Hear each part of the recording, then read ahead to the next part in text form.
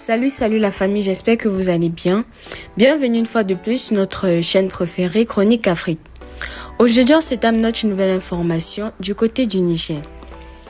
Depuis ce samedi 24 février 2024, les chefs d'État de la communauté économique des États d'Afrique de l'Ouest ont procédé à la levée des lots de sanctions imposés au Niger.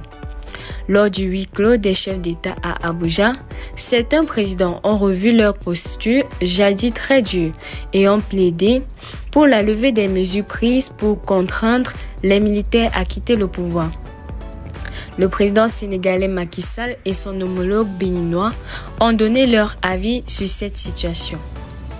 Le président béninois Patrice Talon, qui s'était quelques jours plus tôt prononcé sur cette actualité, est resté fidèle à ses propos devant les pairs de la sous-région. L'actuel homme fort de la Marina a fait savoir que les sanctions imposées au Niger ne devraient pas faire souffrir le peuple. Selon le média français RFI, qui a rapporté les échanges de cette séance entre les chefs d'État à Abuja, le président Patrice Talon a appelé à célébrer la CEDEAO des peuples. Il avait expliqué cette position face aux journalistes lors d'une conférence de presse qu'il a récemment animée au palais de la Marina. Il a avoué que les temps des menaces et des condamnations étaient passés.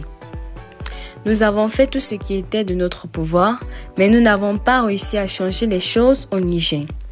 Après la nature décide, l'homme propose, Dieu nous dispose.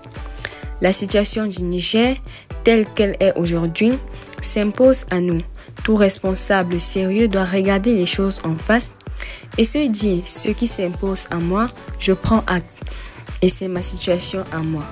Je dis, le temps de la condamnation et des menaces est désormais passé, avait-il noté lors de sa sortie médiatique.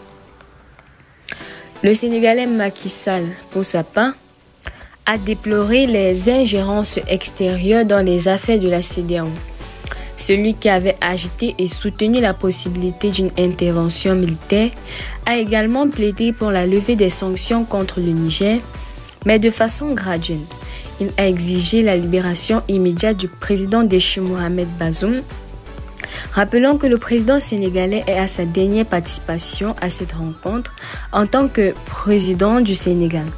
Lors d'une sortie interview, il avait accordé à RFI et France 24 en marge de l'Assemblée générale de l'ONU, il avait fait savoir que le recours à la force dans le cadre du règlement de cette situation était toujours d'actualité, même s'il venait en dernier ressort.